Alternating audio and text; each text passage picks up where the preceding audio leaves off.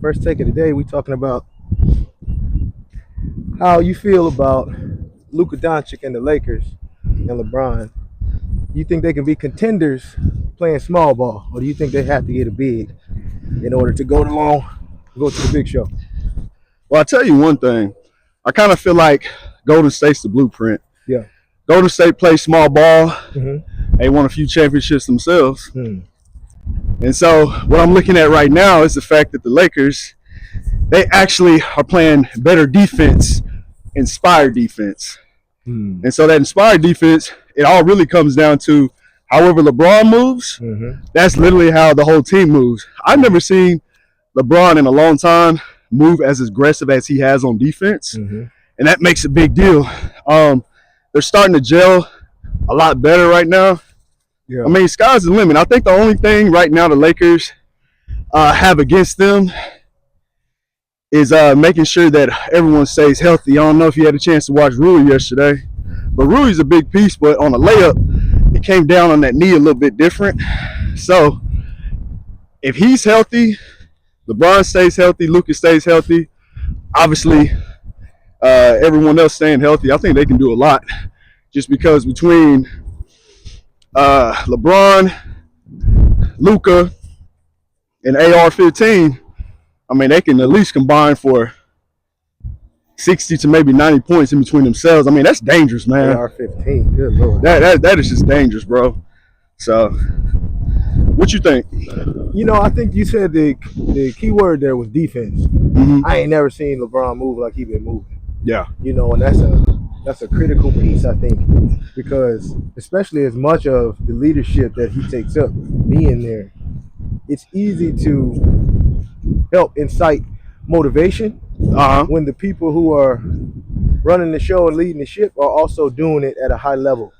Yeah. And doing it at a level that's elite above everybody else to make you aspire to picking up your energy and your tempo. And so I like what I'm seeing, and that makes me think that it could be something long lasting because it looks like they're kind of changed the culture. I'm looking at the pieces they brought in. You mentioned Rui. You got Rui, then you got Vandal. Then you got Cam Reddish. Then you got Philly Smith. Then you got Gabe Vincent. Who else you got over there? And they had Max Christie, but it looks like they're going in a defensive direction. And it looks like now it's just coming together, and hopefully that's inspiring Luka to at least play above average defense. And he's a big body. He's a very big body. And what you going to do with him if he gets inspired to play defense? Nobody wants that. And so the fact that he can take a team to the finals not really playing inspired defense and being out of shape says that if you wake the bear, he gets in shape, he gets inspired, he rubs off a little of that energy from LeBron. You know what I mean? LeBron looks like a kid again, looks like he has an opportunity rubbing that energy off of a 25-year-old again. And he knows what they're capable of. And so it looks like it has awoken a whole different level of like motivation out of him. You know, so that piece alone makes me think that they can figure out how to win regardless of size being a component. But I think the key word is exactly what you said when it comes to injuries. If they can stay healthy, man. If they can stay healthy. Shoot. I mean, and that's kind of the same thing for everybody. And that's what makes it a balancing act in the NBA or NFL. Like at the end of the day, everybody has to deal with injuries. Yeah, that kind of evens the playing field. Because every year you can always say, oh, what this team could have done or what that team could have done had not said player got hurt. Right? Every year.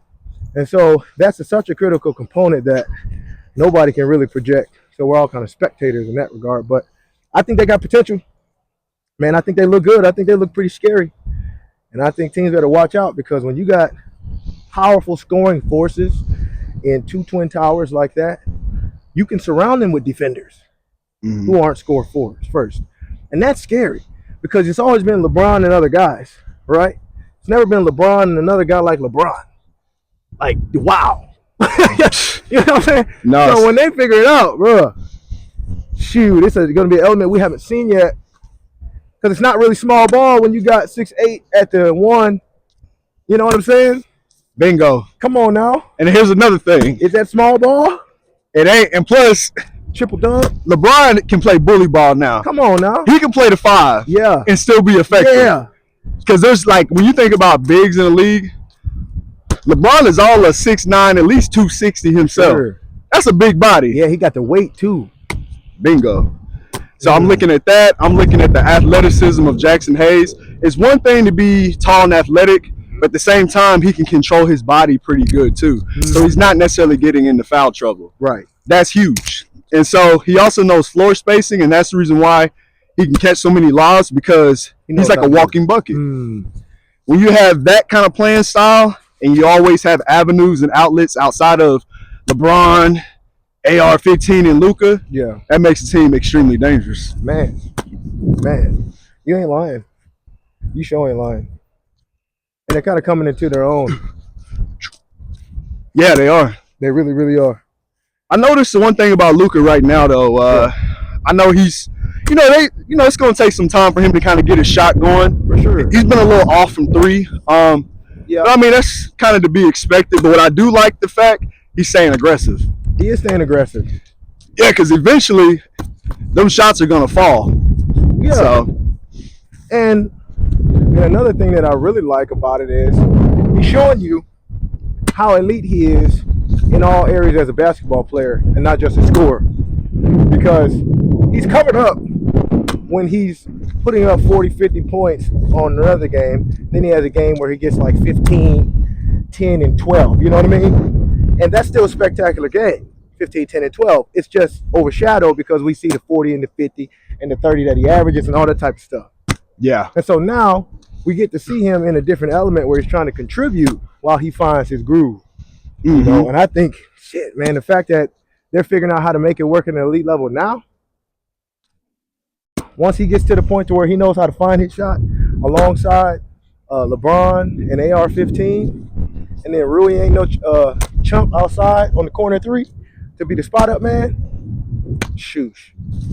As I'm saying, I feel like they're getting better with time. Another thing that I like the fact that even though he's a slow rolling type of operator, Yeah, I like the fact that he's still pushing the ball down the court when it comes to outlet passes. yeah. That's another thing that's huge. A lot of people ain't Man. seeing the more that you can take advantage of those easy buckets, Man, the better pressure that you put on another team. So, man. Exactly.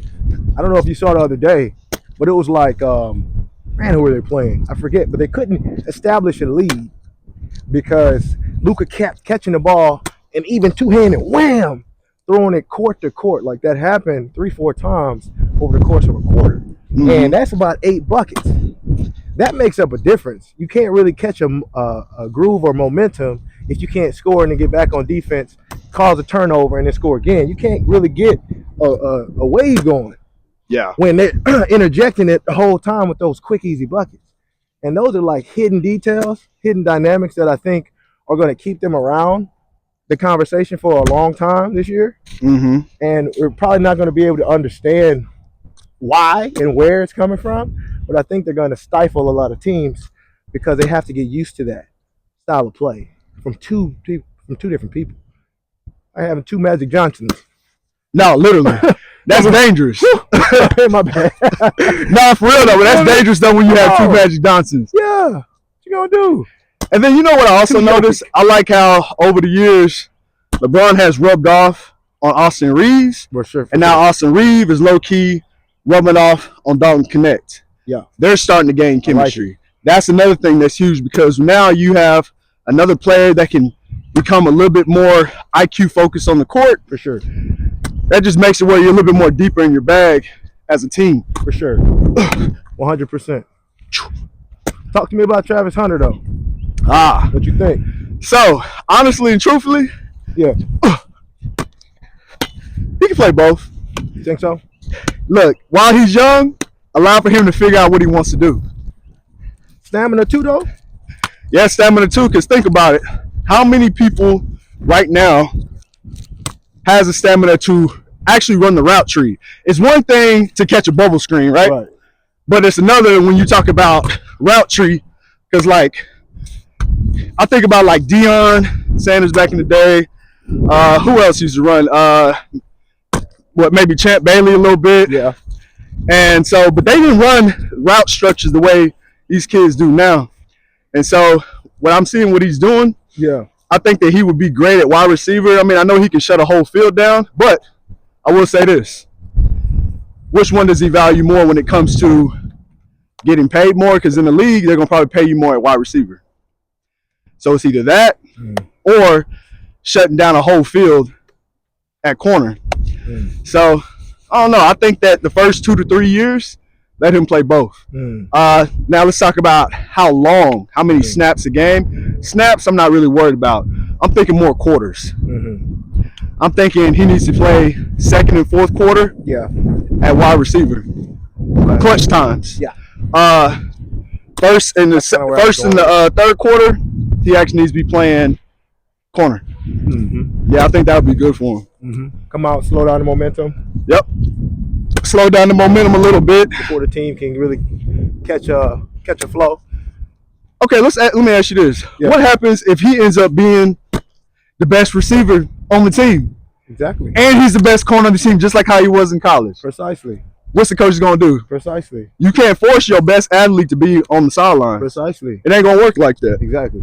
So I think we're about to see history be made where he's actually going to do his thing for real. Yeah. What you think? For sure. No, I'm right there with you, man. I think you test it. Why not? I think let's allow it to happen organically and let's see what it looks like.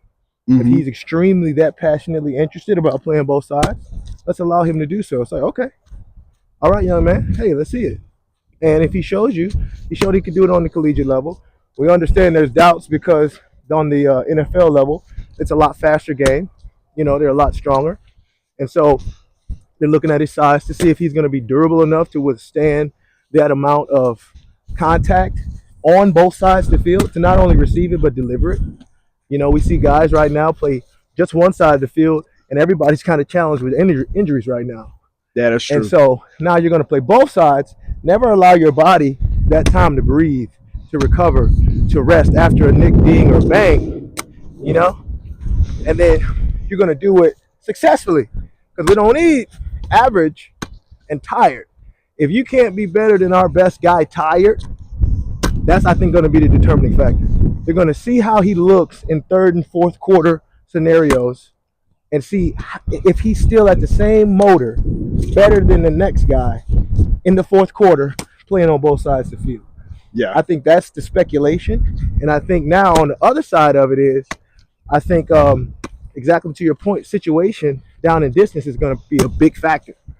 I think you pay attention to when the essential moments, when his talent is going to be needed the most, because there's times in the game where you're just moving the sticks. You see what I'm saying? Yeah. Just moving the sticks. And so it's not that you need to be in there when we're finna run an outside sweep and you're trying to block somebody. And if it's a little bit telegraphic, that's okay.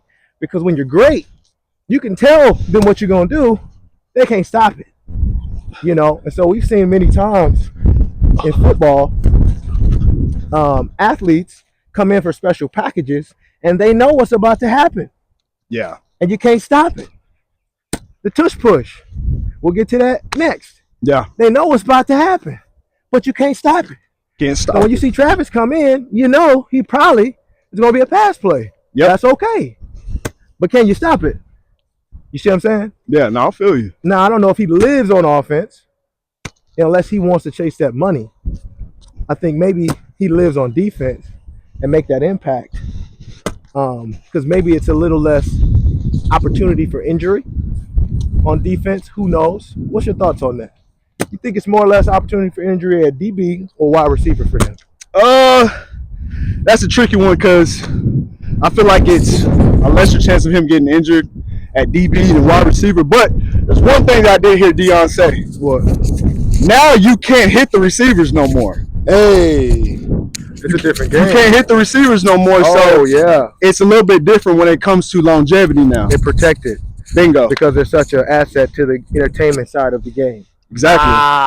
You see what I'm saying? So yeah, that's a big point. And so you combine that with a person that's naturally gifted like him, that's mentality-wise, he's a certified football player. Yeah.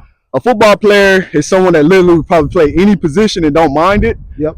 That's Travis Hunter. True. So you have that plus protection. True.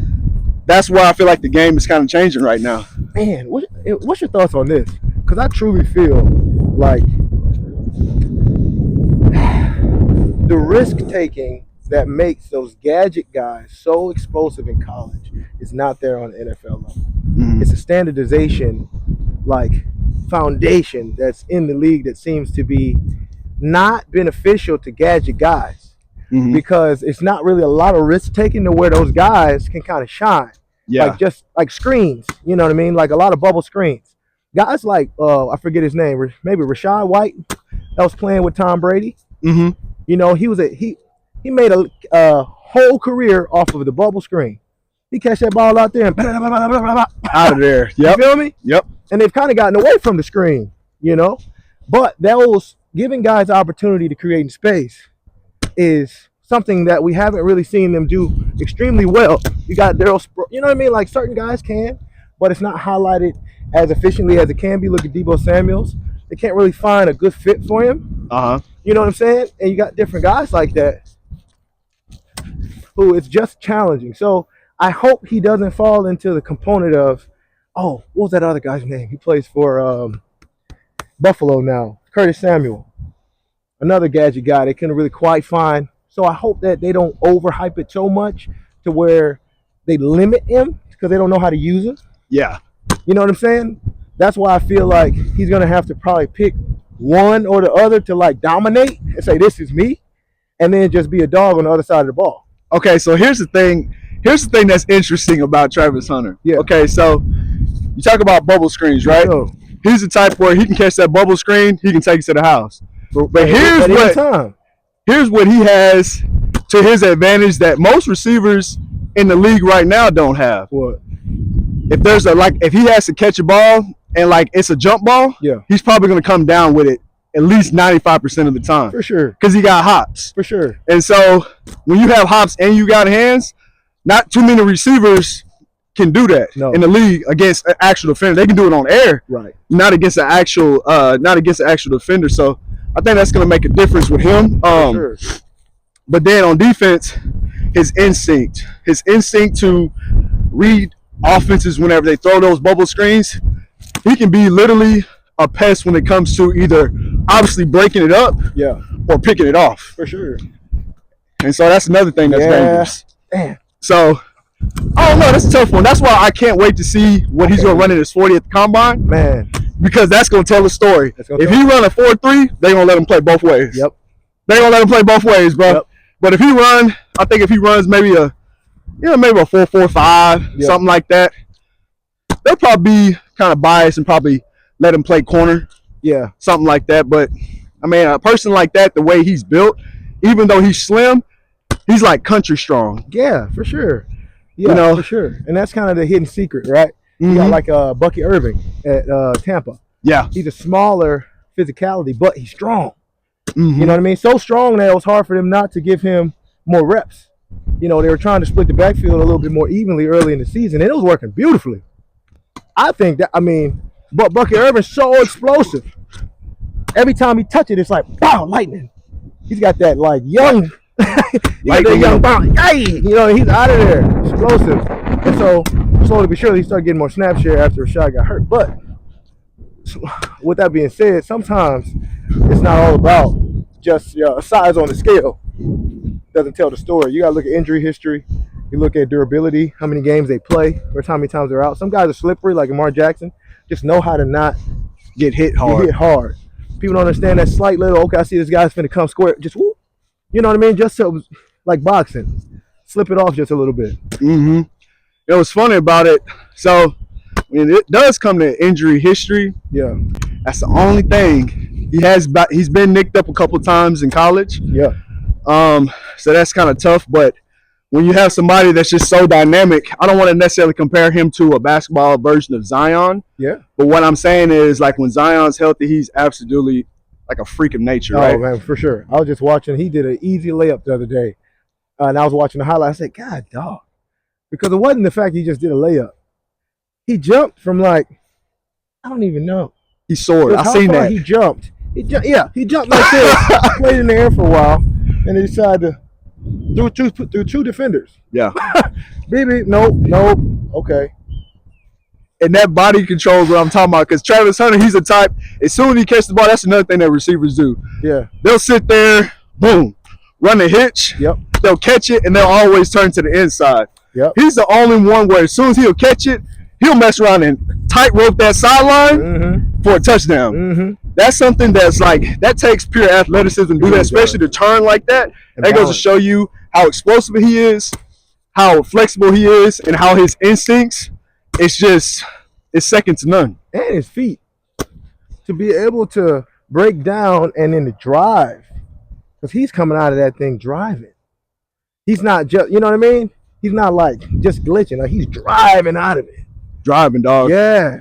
Yeah, I've seen him do it. It's just, like, and then so Seeing it. they see that stuff in college, right? Yeah. And they're like, no, there's no way he can do that in the league until he do it. That's it. And that's it. All we doing now is talking. Yep. And it feels good, and we're excited about it. And one thing is, I'm excited to see it. I'm excited to see what happens. Yeah, me too. Because worst case scenario, you got a great athlete on either side of the ball. Yep. Either or. Worst case scenario. He He's so great. We talking about can he be elite at both? Oh, because I was about to say, he messed around and be a Hall of Famer on both sides. Come on now. Hey, I'm just saying. Hey, that's hey. You can never tell. Hey, shoot, hey, man, he's dreaming for sure, for sure. Why not? Why not? Why not? Why not? He should get a shirt. Say why not? You know what's funny? I saw this this guy on YouTube. I forgot what his name was, but he was talking about maybe perhaps putting him at wide receiver in the red zone. Who? Travis Hunter. Okay. I honestly think that wouldn't be a bad idea because Exactly. when you talk about jump ball threat, when you talk about a pesty defensive back that's all in his face and he can still know how to locate the ball, that right there, that's another skill that you can't teach. That's just natural. You can't teach that. I forgot what team they played, and they may have played Colorado State. One of the defenders literally was all up in his face, and literally Shador threw, boom, Yeah. back shoulder fade. Yeah. Defender was all in his face. His hand was right here. Yeah. Travis caught the ball like this for a touchdown. I remember that. Falling. Stretched out. Stretched out, bro. Yeah, I remember that. That kind of stuff right there you can't teach. No, you can't teach that level of athleticism. And how many wide receivers in the league right now have we actually seen do that? Come on now. That should go your answer right there. Come on now. So Come on now. Real talk. We've seen a lot. we've seen a A lot lot. of dynamic ability and catches. We haven't quite seen that. Mm-mm. Kind of like Matt McClung. Yeah. Matt McClung in the dunk contest. Have Yep. you seen that? Yeah, I seen him. Okay. We haven't quite seen that level of athleticism yet. And that's what makes him the new reigning champion, is because he's doing things we haven't quite seen. I haven't seen somebody come up freaking whatever he did under his legs. He did one spectacular dunk and then just decided, I'm going 360 at the end. That type of body contortion midair, Yes. coming out of one movement, to be in the air and then tell your body to turn while still being elevated, and then with the focus, Unicorn. come on now. And Travis Hunter, he's done things with his body kind of like that. Reminds me of a George Pickens. Yes. George Pickens is very kind of Gumby-like. Mm-hmm. You know, he uses his limbs very efficiently. And that's and that's why whenever you see Travis Hunter, boom, he look naturally at wide receiver, boom. He look natural as a defensive back, and that Gumby style plus being strong, Yes, it does make him a super freak, bro. Makes him a super free, man. Yeah. You know? How you feel about that tush push? They're trying to ban it. They just started the conversation. Yeah. I don't know if it has legs, but of course everybody's talking about it. Uh-huh. And of course, if one person steps up and actually officially tries to make a stand towards it, they're going to look at it. Mm-hmm. And I think now that they've won a Super Bowl and showed dominance with it, I think that the argument's going to grow legs. But what are your thoughts on it? Tush push. Personally, I think you can't get rid of the quarterback sneak. No, you can't. I think defensive coordinators need to game plan for it a little bit better. Yeah. Perhaps you may need to get a different style of defensive lineman. Mm-hmm. Maybe you need some bigger hogs. Yeah. You know what I mean? Because we kind of went through a time where you had the big hogs, then we went to the hybrids because they're looking for more speed. More speed, athleticism. Well, sometimes things always loop back around. Yeah. Maybe you got to get a little bit more old school, get some bigger hogs. Because one thing for sure, Good point. Philadelphia got some big hogs on the D line. Great point. And so I don't see too many teams that got big D linemen like Philadelphia. Yeah. And so therefore, when I think about how Philadelphia's offense can just bull rush people on that on quarterback sneak, to other teams' advantage, you got to get some bigger hogs to withstand that pressure. For sure. Because I'm about to say, if that's the case, I mean, I was thinking Tom Brady, I don't know how many touchdowns he got out of tush push, Man, and it wasn't a problem then. for sure. So I think they should keep it. What you think? That's true, man. I think the tush push is so smart, and I think that it's dominant, but it's natural. Like we always see, if something works too well, of course, you know what I mean. We're gonna start to look at it as an unfair advantage because it's unstoppable. Yeah. And the element of being unstoppable, then they're always gonna question to see if it's an unfair advantage. You know, a part of the game. Is it messing up the game? Because there's no way to be competitive against it. There's no way to like stop it. Yeah. You know, and so I get the conversation. I get why they're talking about it. But to your point, I think that the league is learning how to pivot. Because the same thing, the same uproar, the same amount of energy that they're using to uproar the tush push is the same amount of energy they were using to discredit Stephen Curry's style of play. Bingo. You know, they were so, oh man, he's changing, it's bad for the game, and blah, blah, blah, blah, blah. Now that you got the kids doing this, blah, blah. And you go through that for a course of time. And through that time, eventually it becomes a new normal and it's accepted because you have to step up to match that new level of competitiveness. If somebody unlocks a hack in the game, which is what you do when you're trying to be better, and they unleash it like Apple and the iPhone and AT&T, they took over when they first had the iPhone because they had a contract for like 5 years. Yep. They took over because they had something new. They couldn't figure it out, right? And so that's the same thing with the tush push. It's something new. And it's a byproduct, to your point, probably of the league skinnying down, trying to become more dynamic and fast, right? And so now in order to say, well, let me checkmate, I see your move, boom, right? Yeah. By doing that and saying, y'all getting smaller and more explosive, well, how about we get some big old hogs and see if y'all can move them? Bingo. Right? And then after you do that for so long, then they say you got these big old hogs, how about we get some speed to run around them? Right? You know what I'm saying? Get them in space. And so it's just a natural adaptation of what happens kind of with fashion. It's cyclical. It recycles over and over again. Yep. And we seeing a cycle. And we seeing that, hey, yeah, no. You can't be lazy about the tush push because they're loading up everybody. And my thing is, if you're going to do a QB sneak, why not give it your best attempt? Why not squeeze everybody in, get low, get a strong quarterback, even if you got a strong quarterback on the bench? You know what I'm saying? If it's that unstoppable and you want to emulate it, you know, try your best to emulate it. You feel me? No, I feel you. And then once you emulate it a little bit more, you bring in Justin Fields for your tush push. He's getting touchdowns, you know. So now you ain't got to worry about trying to hand the ball off and throw the ball in the red zone and turn over on downs, kicking the field goal. You feel me? Yep. You know, but I think it's more of the unwillingness to step up and implement the tush push in their own plan and not look like a copycat. And then also not having a clear understanding of what to do on the other side of the ball to slow it down. You know, are they willing to get them big hogs? And I think we'll see that. I think we'll see a lot of teams now take a lot of defenders in the early parts of the draft. Bingo. Because they just saw how dominant Philly was. And they're like, dang, defense win championships. Because ain't no question about Mahomes and KC offense. Yep. And we still ain't questioning that. It don't matter what happened in the Super Bowl. But it said less about KC's offense and more about how dominant Philly defense was. Yep. Which brings me to that pass rusher from Penn State, Abdul Carter. Okay. He's probably going to be one of the top draft picks because, like you said, defense does win championships. They're going to mess around and have to get not only fast pass rushers, but I think more defensive tackles are going to get picked up earlier in the draft. Oh, yeah. You have to start filling that void, like you said, just like you said with fashion, things always recycle.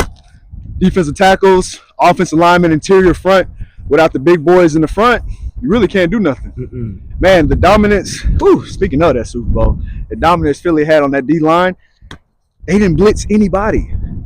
They literally, it was just 4 down linemen, bro. That lets you know everything right there. Come on, man. Come on. Yeah, I think they should keep the tush push. Yeah, man. They got to keep that, bro. You know what I mean? It's strategic, just like how when you have a dynamic defensive front, I mean, the offense, they have to have an advantage there somewhere. I think so. And I don't really think it's that bad of an advantage, honestly. Now, I'll tell you this. I just think if it was a situation, bro, where they was doing tush push like every single play, just play after play after play after play, and they just kept doing it like a video game, like just being annoying, then I say, okay, you can't do that. Right. But if it's a situation where it's like, okay, it's 4th and 1, it's 3rd and short, it's 2nd and short, whatever it is, anything where it's short yardage, no, man. Let them do what they got to do, because that's part of the strategy of football. Football is not a checkers game. It's a chess game, especially as you get a little bit closer into the meat and potatoes of the season and you've had more film on other teams and stuff, and you know their tendencies, you know what they're going to do. Mm-hmm. No, it's all about chess in football, so you got to keep that. It really is, man. It really, really is. And I think that it's showing an evolutionary direction of the game. And it's going to be a resistance always to change. Yep. You know, always. And so it's just natural resistance. And I think we ignore it. No, that's true. You know, I think we ignore it.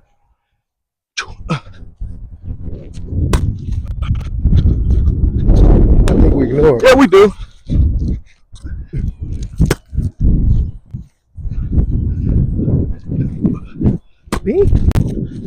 Oh yes, resistance to change, and now it's time for them to adapt. All these teams to adapt. Hell yeah!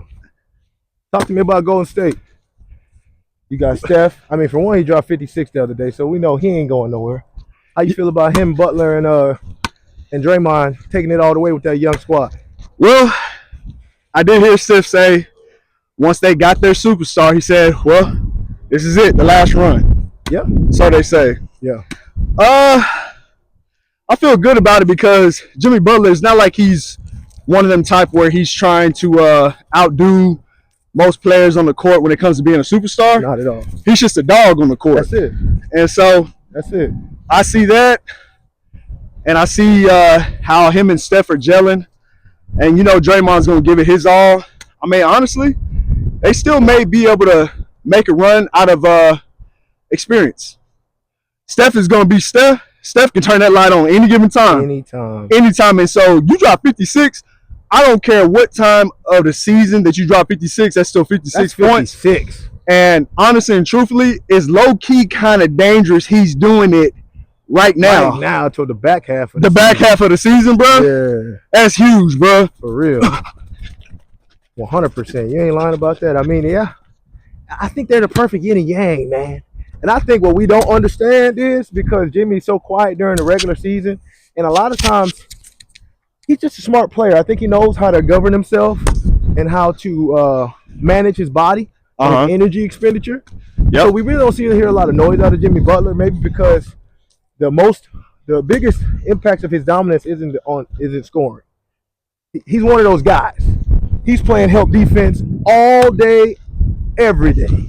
When you got a guy that's playing help defense, he's going to show up on the stat sheet as dubs, not necessarily as individual stats. Yep. Because he's going to show the 3 guys when they got beat by their man, that would have turned into 6 points. But when you got a guy who's helped defense first like Jimmy Butler and has the energy to do it, want to play the whole game, he's going to now slide off of his man, cover up your man, your back, and he's going to inhibit those 6 points from going on the board. So a lot of times those guys, they prevent points from happening just as much as they put up points. Yeah. And so we don't see the totality impact of when they're on the court, but it's big. And we see it show up when he takes teams past elite teams. Right? When Miami, for whatever reason, every year, somehow is always in the postseason conversation. And when nobody been paying attention to him like that for real. Mm-hmm. How? What? And then do we take them seriously? Boom, they knock off somebody. You're like, all right, well, early round, they ain't take them seriously. Okay. Boom, they knock off somebody else. Silent assassin. Man, they tripping. Hold on. Are they just not prepared for these people? So you start watching. Yep. What they doing? Boom. Then knock off the next person. That ain't the finals. You're like, what? And then we get to see in the Western Conference series or the Eastern Conference series, we get to see the Jimmy Butler impact. Yep. Of when it counts, you can't stop him. He's to the foul line. He's getting the bucket. He's strong. He's playing defense, and he can put a team on his back. Now, the pride is generally putting a team on the back and you taking them to the big show and you getting the roar, right? Mm-hmm. But it ain't that level. It ain't that landscape no more. Yeah. You can't really be one man carrying one team. Nope. Because now the dynamic is you need 2 to 3 men now to climb the mountain the size of the mountain it is now in the NBA. You need help. And so when you have a Luka and LeBron, 2 very strong individuals, right? That's adequate help. When you got a prime Steph, Clay, Iguodala, Draymond, Livingston, you see what I'm saying? Yep. Harrison Barnes, KD. When you got to prime them, Boogie, it's different. Man, I wish Boogie was still playing in the league right now. But now you got Steph. Yep. And a young Kuminga, a young Podziemski. I know I probably messed the name up. That's all good. You got some youngsters in there. Draymond, doing what Draymond do. He's never been asked to be a primary scorer. And then now you got Butler who's coming in, who's very, very strong, who could also help Steph carry that team in the scoring department to become elite. Put too much mustard on that one. Yeah, that's true. But I'm a big fan. I'm a big fan of that. Woo, my bad. Yeah, and that's another thing. So Jimmy Butler, he's the type where he can turn that switch on at any given time where one game he may have 5 points, but everything he does is effective, but it don't show up on the stat sheet. Then, on the other end, he can mess around and drop 30 on you, a sneaky 30, but it's like, it's one thing for a player to drop 30 points, right? But it's not an effective 30. Right. With him, facts. He drops like a deadly 30. Oh, yeah. In the fourth quarter. In the fourth quarter. 4 minutes, 30 seconds on the clock. He's at the foul line again. Yep. Slow kill. Slow kill. Yeah. Slow burner with him. Damn, man. It's like Steph exposed the lack of defense on the perimeter by being tested to be that efficient back there, and they were going to let him prove it, and he did. And then it's almost like Jimmy Butler now is exposing the lack of defense on the interior because everybody's so stretched out, because so many teams now govern themselves by the 3 percentage. Now it's a big space right there in the key. Yeah. Boom, boom, boom. You one bump, you're pretty much uncontested. There's nobody close enough to come behind you and wham, like used to be. Used to be, you trying to get that joker off, you got one behind you, one on the side. Man. Because they waiting on it, they expect it. Yeah. So I can't really go out here because I got one eye back here in case your man try to hit you with the back corner fade. You see what I'm saying? So I'm like, okay. So I see him lining up. They don't do that no more. So now he can be just dynamic down there in the paint. And we seeing him. We seeing him and DeRozan and Shy eating up that paint. Yep. Becoming a lead at it. Jason Tatum. Now, there's a lot of conversation about him either wanting to be the face of the NBA or them saying he deserves it, or why is he not? What's your thoughts on that? I feel like they need to get off JT's back a little bit, dog. I think so too. And the reason why is because, okay, so first off, he's a very efficient player. Yeah. He's a leader on his squad, but I think where it gets blinded is one of his teammates that play like Kawhi Leonard. You know who I'm talking about. So I can't think of his name right now. It's going to come to me very, very soon. One of his teammates? Yeah. You got Jaylen Brown. You got Jaylen Brown. Yep. Jaylen Brown, young Kawhi Leonard. And so whenever he is dominant as he is every single time, yeah, I feel like it kind of shadows Jason Tatum when it comes to how dominant he is. All the time. But I don't know, man. I think he's very underappreciated for sure. Yeah. Because you can't just find a walking, 23, points, maybe 5-6 rebounds, No, 7-8 assists. No. On an average, you ain't gonna just find that like that. not at bruh. 6'10". No, not at 6'10". Not at 6'10" with some shoulders. Not at 6'10". And the with thing some is, shoulders. he's still getting better because he's like a baby Kobe right now. Right. Facts. He really is.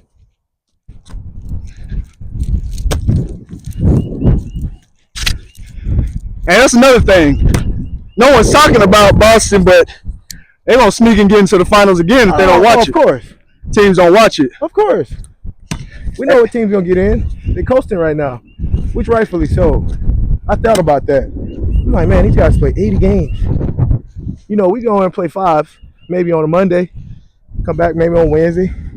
Think about it on Saturday, the body feeling good.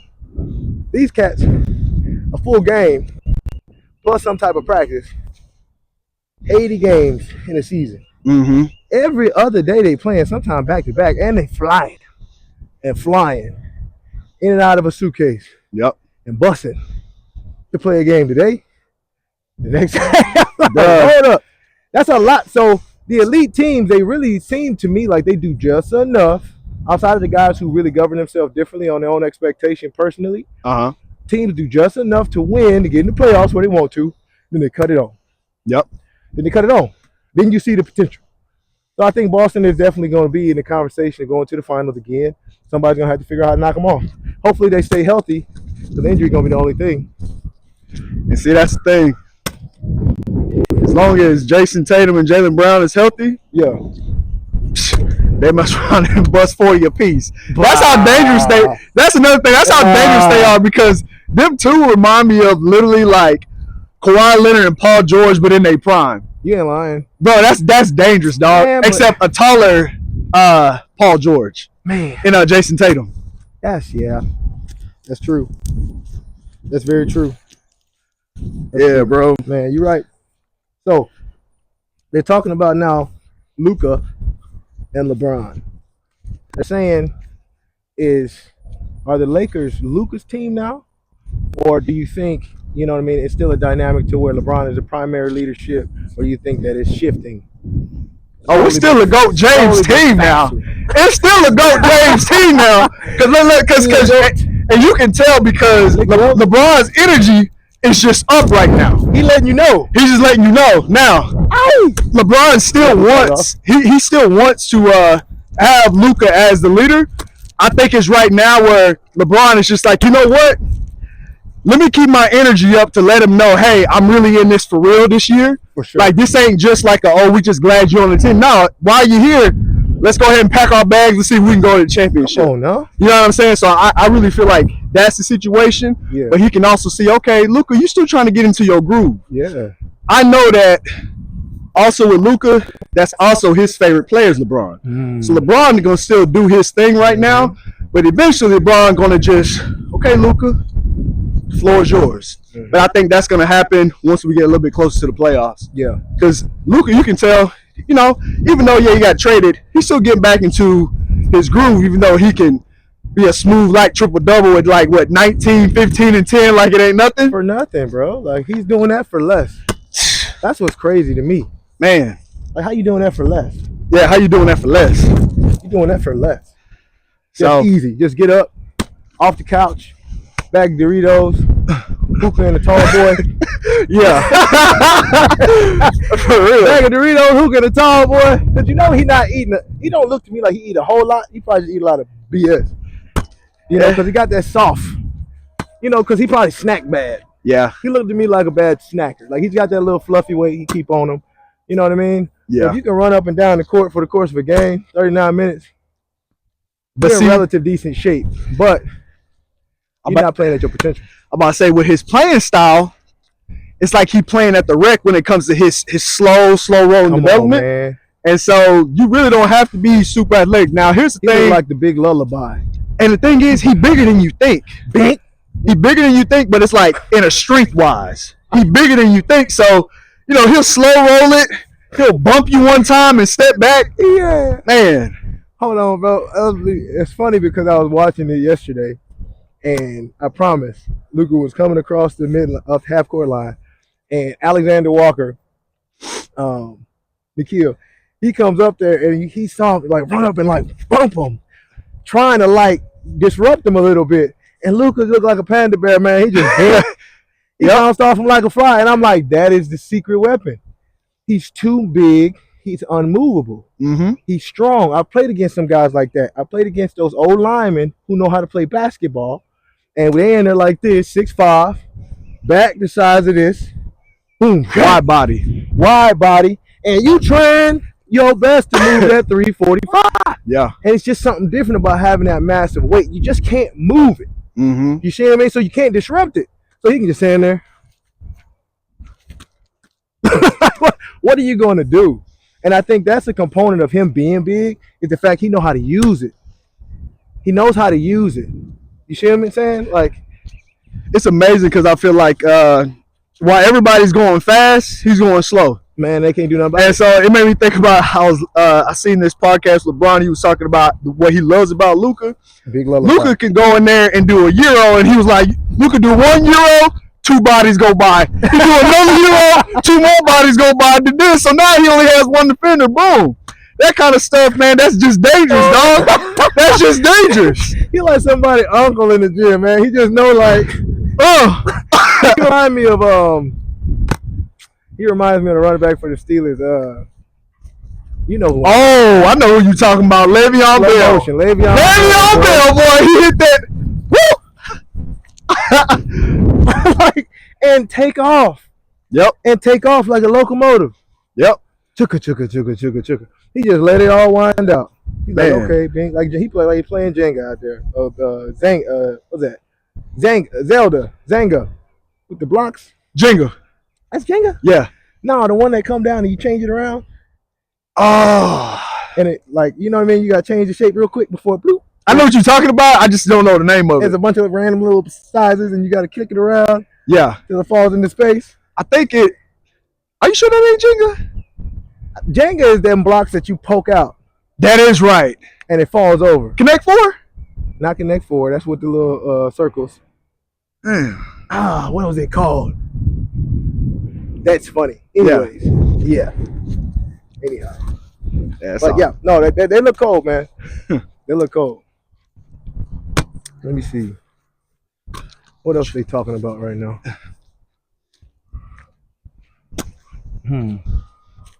So what you think about Joe Burrow, Higgins, Jamar Chase? Mm-hmm. Because the only thing I was looking at with them, so they got a good squad, Yeah, but they are in a gauntlet of a conference you ain't lying. with Baltimore, Oh yeah, with hungry Buffalo. yeah. You know what I'm saying? But this coming up season, you think they got a chance to really go all the way though? Man, they got to get a defense. They got to get a defense, and I'm not even really saying that in the way of that they don't have one. Mm-hmm. They just have to figure it out. They got to figure out how to slow down these teams. Because if we look at the standard expectation for a team to have a winnable season, what that looks like on an average point scored per game, it's safe to say that the Bengals hit that mark. Yeah. You know what I'm saying? On points scored per game, what that looks like on the average for those teams who are successful. I think they have a successful offense. Yeah. They have a solid running back that came in Chase behind my man that went to Houston. What's the running back name that went to Houston? Oh, Mixon. I know you're Mixon. talking about Bo Nix. No, Mixon. not Bo Nix. Not Bo Mixon. Nix. Joe Mixon. Joe Mixon. There you go. And they got a nice running back behind him. They got Herbert, brought him in. He's behind him too. They solid at the running back.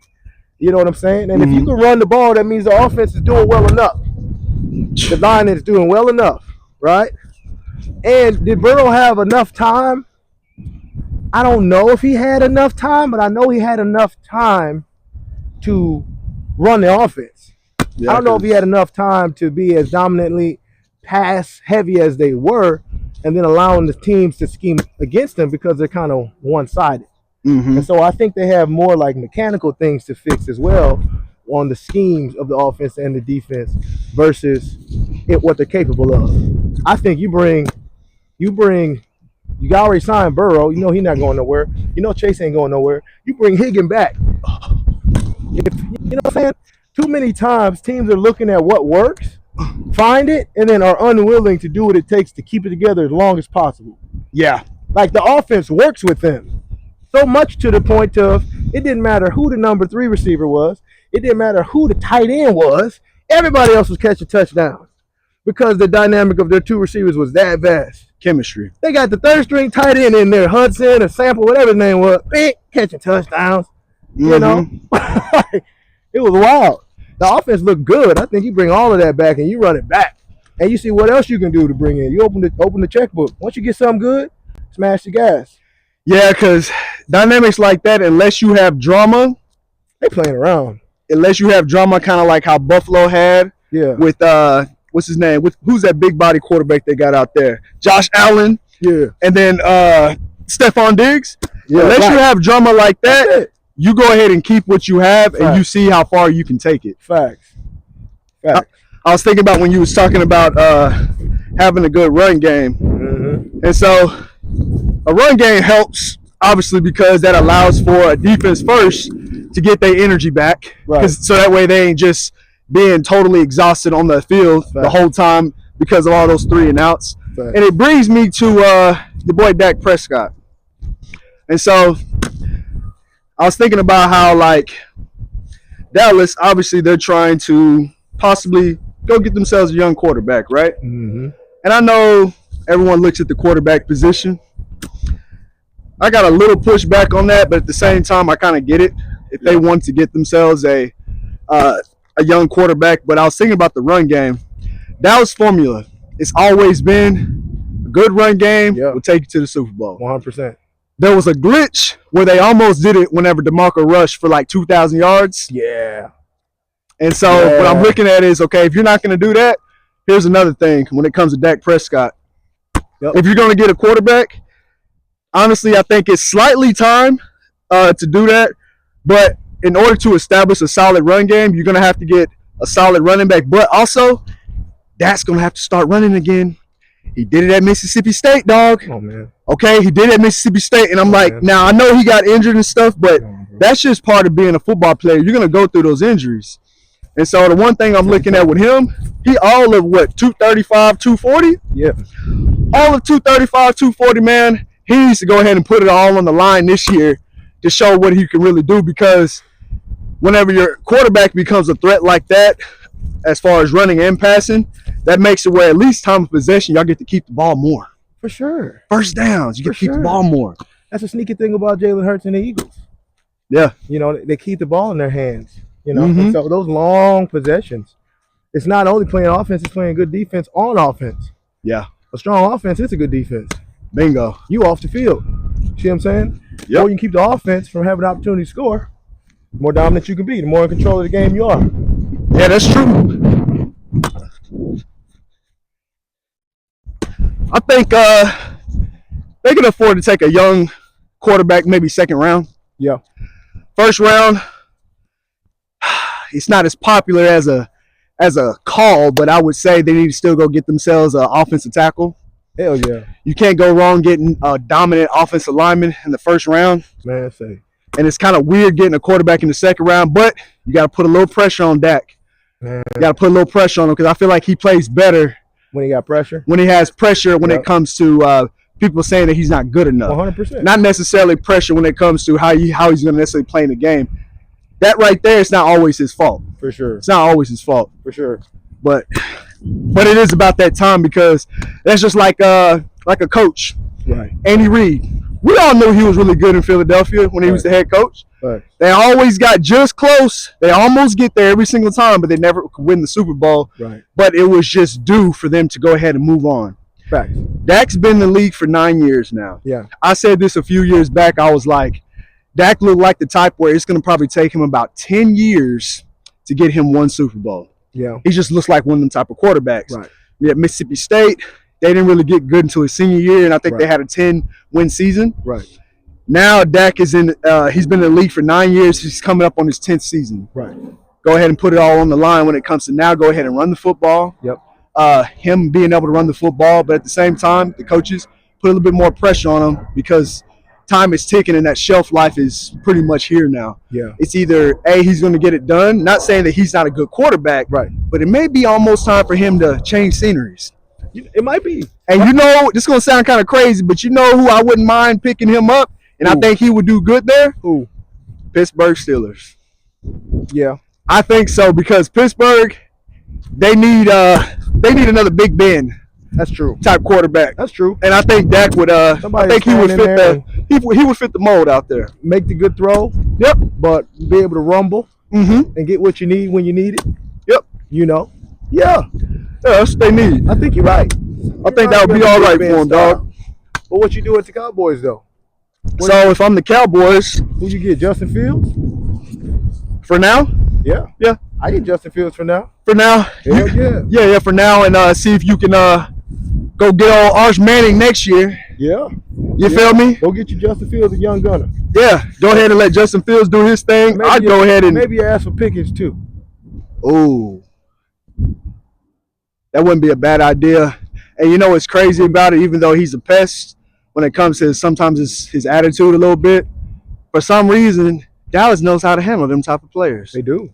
It's kind of strange, but They do. they kind of low key bring the best out of them in a weird way. Right. If it's that time to move on, but Steelers have a lot of assets. I don't think Justin for Dak is enough. I think Dak has earned enough respect.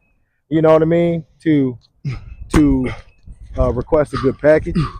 So I think you go Justin. I would go Pickens. I think a young receiver like that with potential. I think that would be adequate and hand over some picks or something for Mhm. somebody else. But I think maybe Freiermuth is also a good asset. I don't know what he looks like on his contract. They Who'd got you a say? young receiver in forget his name. But they got a young receiver that plays out the slot, Mhm. smaller guy. Yeah. He's pretty shifty.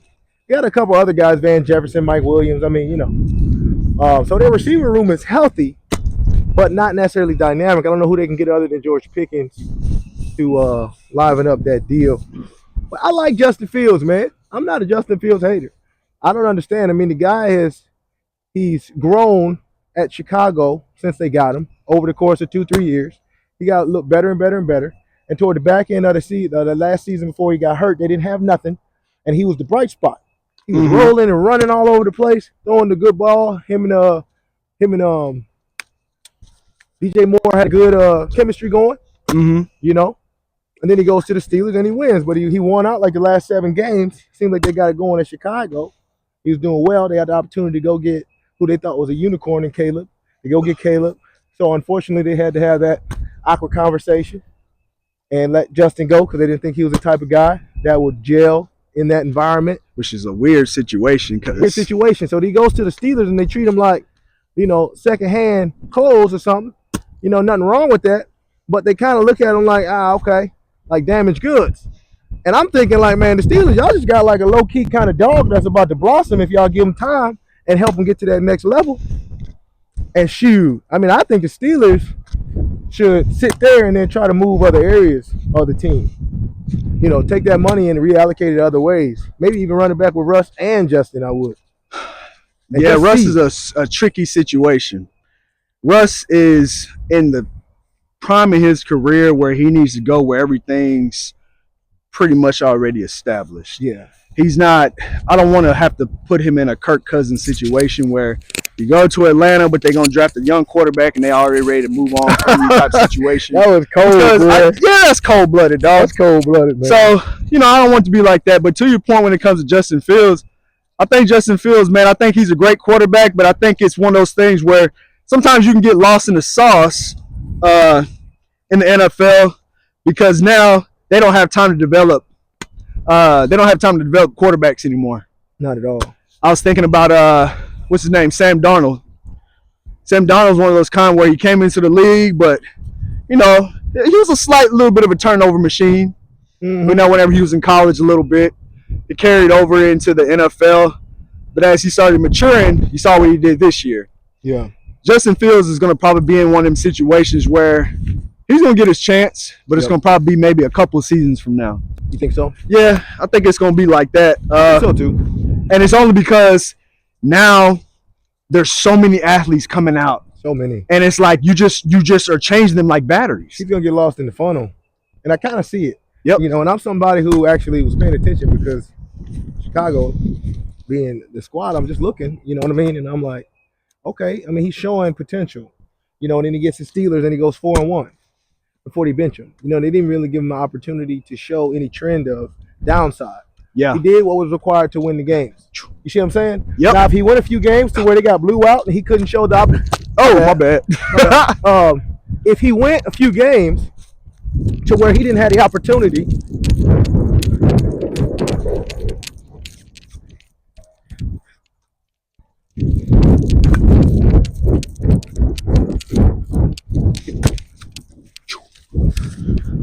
that duck out there. If he won a few games and showed that he couldn't hang in a shootout, that's one thing. You know what I'm saying? But he seemed to do what he needed to do to win the game. Mm-hmm. You know, and Russ kind of came in and did the same exact thing. And so now they're debating, what do we do? I think you give these guys an opportunity to be with a team longer than 1 year, figure it out, build around them. That's what you do with a quarterback. You got to build around him. You get another guy in there, you're going to what? Build around him. They're showing potential. Build around them. They want you to be out the package, Super Bowl ready. Bingo. And if you're not, you ain't shit. Exactly. We don't look, and it almost takes a little bit of wow factor off of the guys like Jaden Daniels who do something that's so hard to do in their first year. And almost we look at him and not say, okay, he's the next Lamar Jackson. We look at him and just be like, he's a dynamic rookie. He did kind of what C.J. Stroud did. Yeah. It's like, these guys, that's hard to do. It's very hard to do. You see what I'm saying? Yep. And we can't take that for granted. And I don't know. So all in all, I think they need to give guys time to develop. There's a lot of talent that's around the league. The Cowboys could try to fill in the gap with some of those young talent pieces that are being underutilized elsewhere. But I do think Dak is not done. I think he's gotten better with time. I think you're right. He's one of those guys that will probably win later on in his career. What's wrong with that? Look at Joe Flacco. Exactly. Still doing his thing. What's wrong with that? There's a lot of more awareness on how to take care of your body these days than it used to be. So if he can be more dynamic with more wisdom, he learns, you know what I mean? Maybe in his 30s, he's the best we see. Who knows? And maybe that's the benefit of riding with a guy long enough to get the best out of him. Yep. You know what I mean? To let it age. Some people are better with age, you know? And that's what I was saying about drafting a quarterback, not 4th, 5th round, no, 2nd round. Yeah. Not 1st round because you want to get your priority. I like that point. 1st round, 2nd round, not saying it's not a priority, but it's a necessity. Yeah. And so with Dak, Dak needs to get a little fire lit up under him, but also the offensive coordinator, whoever it may be, they need to go ahead and turn him loose a little bit. Turn him loose whenever it comes to, hey, let's go ahead and let you run the football a little bit, dog. Oh, yeah. You know, let's balance our offense out a little bit. C.J. Stroud does it. Oh, yeah. Jaden Daniels does it. Man. Lamar Jackson does it. Josh Allen does it. Again, hey. I think maybe 70% of the quarterbacks in the league do it. Right. Kyler Murray does it. I mean, there's a whole lot of quarterbacks out there that do it. So it's just about that time. And then honestly and truthfully, if we want to be honest, I mean, Patrick Mahomes does it. Yeah, man. Come on. At a high level, too. At a high level, dog. Mayfield. Yep. He's doing his thing. Mm-hmm. Shoot. I mean, if you want to be successful, come on. Hold on, man. Tell me this. Blue 17, red cherry 30, whatever in the hell. Said, hike, man. We trying to get to 1st down. It's 4th down. 4th and 2. 4th and 2. It's 4th and 2. Damn, man, get open. Hold on. Wait a minute. The 1st down is right there. What are you doing? You feel me? What are you doing? Exactly. They need to stop. Like, this should be by default. We this close. The quarterback needs to be your most dangerous threat. If you allow a team to get past 5 yards, you have to realize now that the quarterback is the most dangerous threat because it should be done so much. Yep. And it's not done. That's why the tush push now. Everybody's like, oh, because they're using it so effectively. Mm-hmm. Like, man, the QB should run more. You should. He should run more, and we're seeing the greats do it. Yep. And I was thinking about that's another thing that's interesting about the reason why these quarterbacks' shelf life are getting shorter when it comes to patience with GMs and head coaches and stuff like that. So now these players are coming in a little bit more developed. 100%. They're running pro-style offenses dang near in high school. You ain't lying. And so when you have a quarterback that is in the SEC, he's already playing around championship NFL collaborative talent. When you have that already, now the experience is more experienced. For sure. And that's the thing that makes a big difference. So Jaden Daniels coming in, it's like everything looked natural to him. CJ Stroud, everything looks natural to him. So Yeah. that also makes you bring up Shador and Cam Ward. Oof. Sorry, I can't help it. I have Yes, to bring sir. my boys up, dog. Yes, sir. Them boys gonna be some certified dogs. That's just personally how I feel about it. Yeah. Because of the fact that, first off, when I think about Shador has had to overcome so much adversity. Yeah. And at the same time, he still was a certified gunslinger. Meanwhile, Cam Ward, he played against so much talent, but at the same time, he was so productive in what he's done. You know, quarterbacks like that are just coming out now. That's the part where I was thinking about when you're talking about Justin Fields. It's tough. You're and right. then the proximity of the closeness in age. You're right. Coaches are like, nah, if a player like Justin Fields, we need like a Joe Flacco with Justin Fields, or like a more veteran quarterback like a Kirk Cousins with Justin Fields. You're right. Type thing. But if it's too young of a proximity, it just makes it where I feel like, I don't know, I feel like offensive coordinators will get anxious when it comes to, if you're not developing, I'm going to put you in. We wash out. Yeah. And then you wash them, you end up washing both of them out. Yep. And they might and see, it's not like it used to be. A lot of the great quarterbacks we see now had time to develop. Mm-hmm. Why is that not being studied? Because we got too excited when we saw the rare occasion that somebody came out and was league ready, like Cam Newton. Yep. It's rare that somebody comes out and they're an NFL MVP and they're Rookie of the Year, coming out after getting the Heisman, winning the national championship, and then going in there and boom. Only thing he didn't do was win the Super Bowl. Mm-hmm. He did everything else. He did everything else. He did. Literally. He won the NFC Championship. You know, he did everything else. Yep. So, I mean, the thing about it is, like, I think they need to not get too doggone hasty and excited and understand that greatness takes time to develop. And sometimes they're shipping these guys out and ruining their confidence before they have time to evolve. Yeah. You see what I'm saying? And understand what type of guy you're getting. If you're getting a guy that doesn't come from the system you're running, he's going to need at least 2-3 years to get comfortable in that system. Mm-hmm. And if it takes sooner than that, awesome. But don't set the expectation lower than that. Yeah. I think, guys, we should be excited this year about seeing CJ Stroud for the first time. Right. I think that's how it should be. I think we should be like, damn, man, we finally get to see CJ Stroud come on out, man. You know what I mean? They drafted him 2 years ago. I think, like, we should have the same excitement from year to year about the new talent that's coming out residually, almost like a red shirt. Yeah. You see what I mean? Mm-hmm. Like, also, red shirt sophomore, yeah, but he been there. We just ain't seen him. You just ain't seen him. You see what I'm saying? And I think that's how these quarterbacks should be, because I think they're stunting their potential by trying to squeeze all the juice out of them too soon. It's like, let them develop, let them evolve, let them stay healthy, let them stay confident, let them stay cocky, let them get strong, let them see things and watch things and have enough practice to get used to the speed and get cocky at practice. Wham! You know what I'm saying? And then get in the game and it's just running, you know? And then if you have to use them sooner, do it. You know, but stop drafting and putting it right in. That made me think about they almost messed that up with your boy out there in Carolina, Bryce Young. Yeah, man. This close to Yeah, almost he messing figured up it his out. psyche. Yeah. And I'm so glad that they put him back in and let him get his confidence back, bro, because that's what that's coach. that, you know what I'm saying? That's a great coach to do that. That's the kind of stuff that you have to do, because it's not always going to be perfect. And so that's the kind of stuff I'll be looking at. It ain't always going to be perfect. Not at all. Choo. Little floater. Yeah.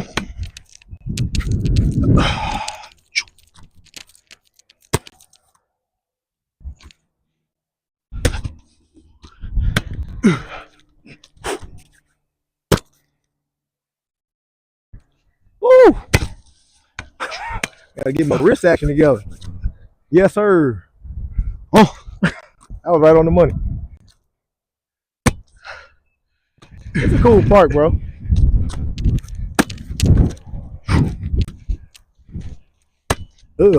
Ducky.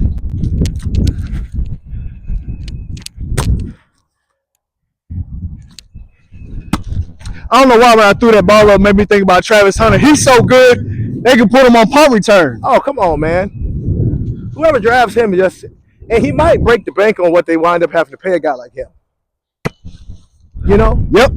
Because I think that's what they also afraid of. whew, because how do you justify now somebody who's awarded It's going to only come after he's awarded. Yep. With whatever his rookie contract is, whatever accolades he gets through that rookie contract, those rookie years, is going to dictate. He's going to take probably the new standard of payment by his contract, $500 million or something crazy. It's crazy. Baseball contract for him. You got so Deion probably already see it. Well, actually, I know he already see it. Yeah. He's like, look, he's gonna be the blueprint to actually change the dynamic on how they're gonna perceive two-way players.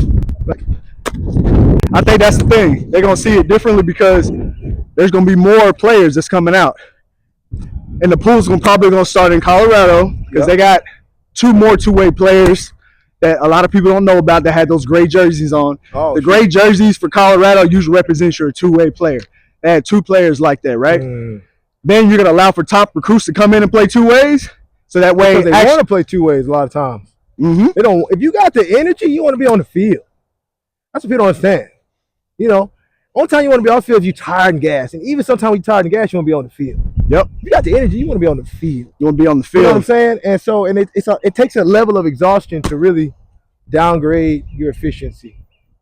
And if guys can play at a high level while running at 80% lung capacity, you know what I mean? Like maybe they're only winded 80%, but that's all they need. All right, so you have over 1,000 yards receiving. Yeah. You have over 1,000 yards receiving, and you're playing dang near 90% of the snaps on defense like that. You got to pay him 2 contracts. You got to pay 2 contracts. You got to pay him 2 contracts. And then on top of that, when you talk about the stamina, now it's not like you were getting 1,000-yard receivers off of bubble screens, dog. You know what I'm trying to say? Like he's doing post corners. Oh, and taking it to the crib. Dog. Like that's just different. Then after that, by the time they say kickoff, and then first defense, he's already out there just like that. You just stay out there. Just stay out there. What's the call, coach? For real. That's cool. Yeah. Who you taking though? Cam or Shedeur first? You know, when you look at Cam and you watch him throw the ball, it's like, man, Cam all day. But I'm going to take the one that's been hit a little bit. I'm going to take the one that's had to see a little bit QB pressure because 9 times out of 10, if I'm in the first top 5 picks, unless I am a number 28 pick and I traded up to get them, and I know he's going to have a good offensive line and stuff like that, no, I'm picking Shedeur. Because if you're getting smacked the way he did, a lot of times people say, well, he was holding on to the ball too long, this, that, and the other. I don't care. If you've been smacked like that, but you can still keep a calm demeanor, big body in the pocket, you stepping into the pocket every single time, that's the one I want because I know that he's already displayed certified dog. Now, battle test. Nothing against Cam because I love his game, but it's going to be tough for me to see hit. It's going to be tough for me to see that for sure, bro. In the NFL. Sure. That ain't happening, bro. He's going to have to be able to deliver at that efficiency rattle and in distress and off balance. You know what I mean? Yep. You got and hurt because you got to get up after somebody just smashed on you and do it again. And a lot of times that's the question mark. Can kids handle that? How many times have we seen great talent get to the next level and it doesn't pan out? Heisman winners. Double Heisman winners. The man. You see what I'm saying? The man. And it just somehow doesn't always translate. So now you do have to look at those intangible things, those oddball things, not just who can throw a good ball and who can run and who's big. We've seen that. Look at Anthony Richardson. See what I'm saying? We've seen that. We've seen the big Joe Milton from Tennessee. Just come on now. He can throw 70 yards. Come on. Yeah. You know, great shape, great physicality. But doesn't always fully transfer in the way that they expect it to, and then they tear the guy apart because he's not what they wanted him to look like. And it's like, take a guy for where he's at. And here's the thing: if you're looking at Cam Ward, you want to take Cam Ward for where he's at. You got to surround him with what he's used to. If he's got a good O-line and he's got 7 seconds in the pocket, and he's got some fast dogs at receivers who can create separation, you got to give him that. Yep. If he's got a talented athletic tight end, you got to give him that. If you want to see that same production, that's why you got to give him that. Or give him half a season to go play 4 games behind a lower level team and see how he performs. Because that's going to be more realistic to what he's dealing with as a team who's developing in the NFL. That's why they have rightfully deserved the first pick, because they're developing. So we haven't seen Cam Ward behind a developing line. And to your point, I'm right there with you. And that's why it phones home so much with me, because I'm like, man, we've seen it happen so many times. It's very hard to be effective at quarterback, not having time and space to throw the ball and think. You see what I mean? And you got to speed your game up. And some guys are sharp enough to get it, and others aren't. Right? They got to speed it up, and you got to take it to a different level of seriousness. You see what I mean? You know, when you think about like the timing of route developing, the timing of window spacings that receivers and quarterbacks have against a defense before they can pick it off and stuff like that. That kind of stuff, Shedeur sees things before it happens. Yeah. Not saying Cam doesn't see that, but what I do see is Shedeur sees that under a distress. Right. And that's a big deal. I haven't seen Cam Ward really like play up under a consistent distress game. Now, he's had distress plays. Right. But distress game, Yeah. a whole game where they're just coming at him the whole time. Right. That's just a different type of ball game. So whenever I see that, I'm looking at Cam Ward, I'm looking at Shedeur. I'm like, Shedeur is so surgical.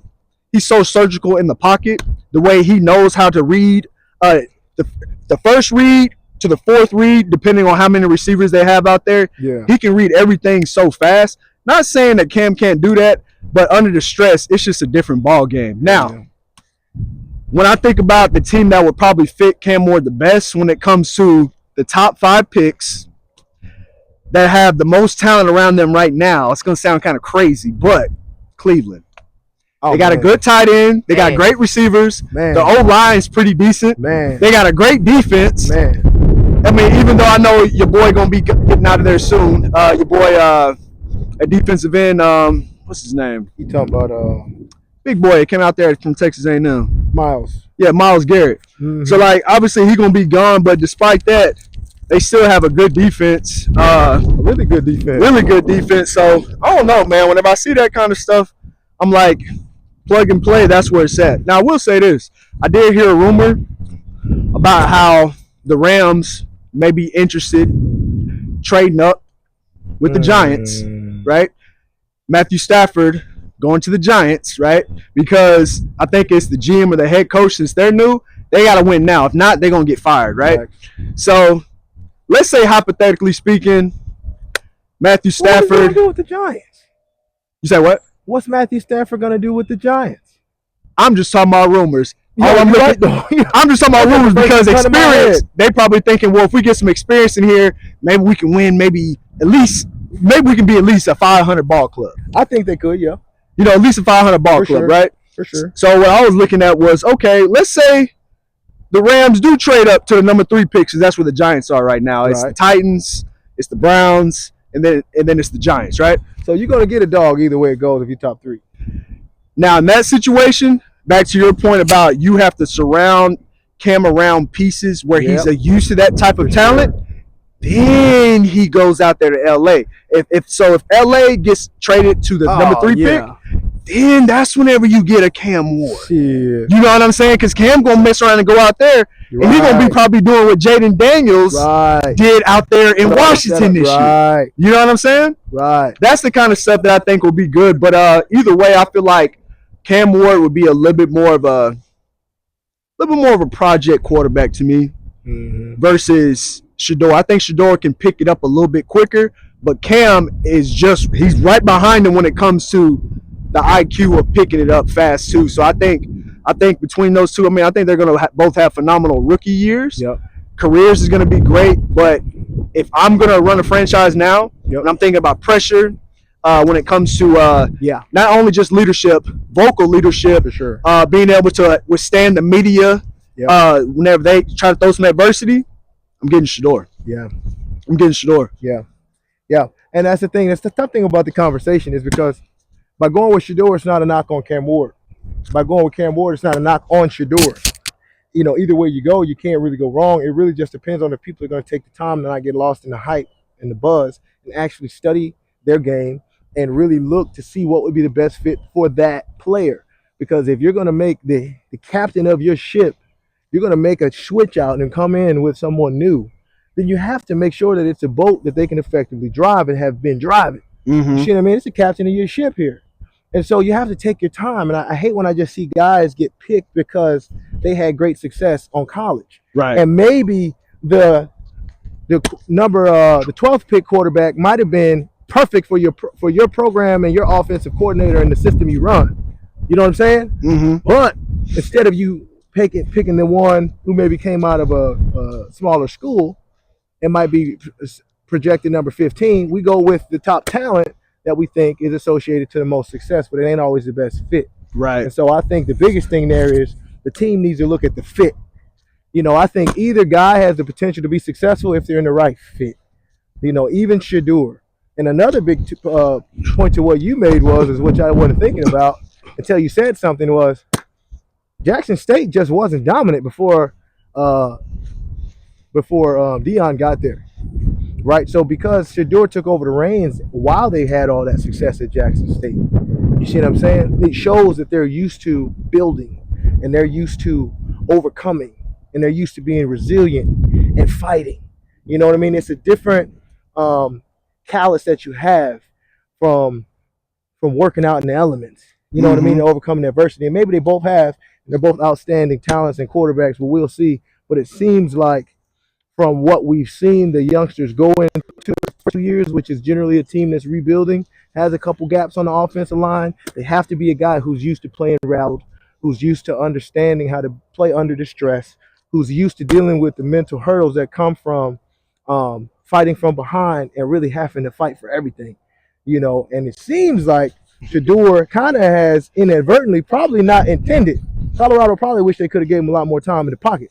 Yeah. But it seems like because he has so little time, we've now kind of seen a sample size of what it really looks like for these first-year guys. We're like, damn, man, we've seen a lot of these first-year guys can't handle 3 seconds of getting smacked up and continue to deliver. Then we saw Shedeur do it for a whole year, like, dog. Because Colorado wasn't dominant before Deion got there. Exactly. So they're saying, well, oh man, Shedeur always playing up behind his daddy, but his dad goes where the opportunity for him to coach is. Exactly. And it's not always like he didn't walk and inherit Alabama. You know what I'm saying? Imagine if Shedeur would have been playing at Florida State and Deion was head coach. That's what I'm saying. At So, Florida State, and the kind of recruits that they could grab to go to Florida State. what? Yeah. It would be a whole different ball game. Say what? Shoot. You already know. That's wild.